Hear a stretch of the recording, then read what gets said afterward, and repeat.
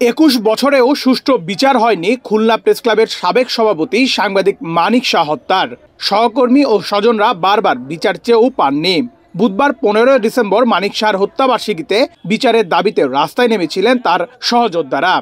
সমস্ত হত্যাকাণ্ডের ঘটনাকে আবার নতুন করে তদন্ত করতে হবে এবং অপরাধীদের গ্রেফতার করে বিচারের ব্যবস্থা করতে হবে।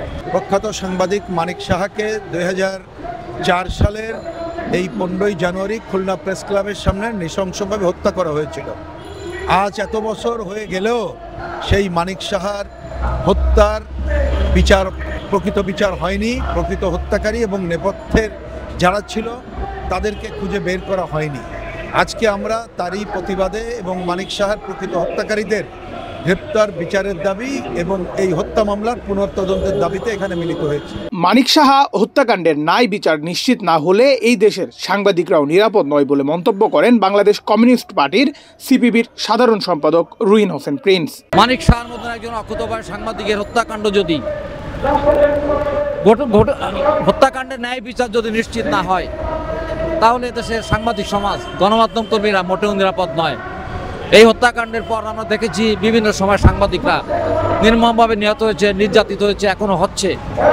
তাই আমরা মনে করি দেশের আইনের শাসন, গণতন্ত্র প্রতিষ্ঠায় গণমাধ্যমের যে ভূমিকা, সেই ভূমিকা নিশ্চিত করার জন্য সাংবাদিকদের নিরাপত্তা নিশ্চিত একান্ত প্রয়োজন এবং সেই লক্ষ্যেই আমরা প্রতি বছর মানিক শাহ হত্যাকাণ্ডের পুনঃতদন্ত ও ন্যায় বিচারের দাবিতে রাজপথে সমবেত হই।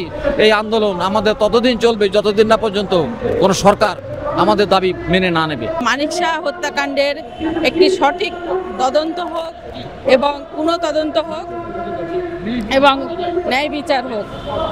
আসল যে অপরাধী যারা, এই হত্যাকাণ্ডের পিছনে যে গডফাদাররা যারা ছিল, তাদের চিহ্নিত করা হোক, তাদেরকে বিচারের আওতায় আনা হোক এবং তাদের শাস্তি হোক। সত্যের পক্ষে লেখার কারণেই মানিক শাহকে পরিকল্পিতভাবে হত্যা করা হয়েছিল জানিয়ে সুষ্ঠু বিচারের দাবি জানান এই কমিউনিস্ট নেতা। মানিক শাহ খুলনার প্রগতিশীল আন্দোলনের নেতা ছিলেন, সাংবাদিক সমাজের নেতা ছিলেন এবং তিনি বলিষ্ঠভাবেই কলম ধরতেন অন্যের বিরুদ্ধে। নানাভাবে তার কলমকে নিবৃত করার চেষ্টা করা হয়েছিল, সেটা পারা যায়নি।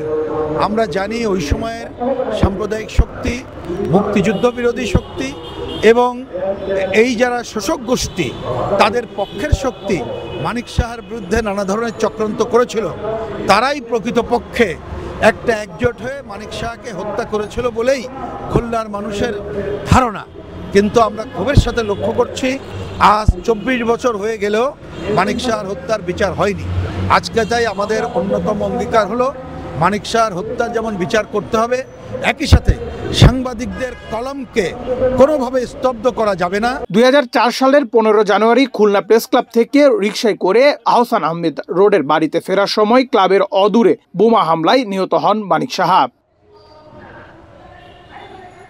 তিনি দৈনিক সংবাদ ও নিউ এজ পত্রিকার জ্যেষ্ঠ প্রতিবেদক, ইটিভির প্রতিনিধি ও বিবিসি বাংলার খণ্ডকালীন সংবাদদাতা হিসাবে কর্মরত ছিলেন। ২০০৯ সালে মরণোত্তর ২১ পদকে ভূষিত হন মানিক শাহ। নেহাল আহমেদ প্রান্ত, বাংলাদেশ প্রতিদিন।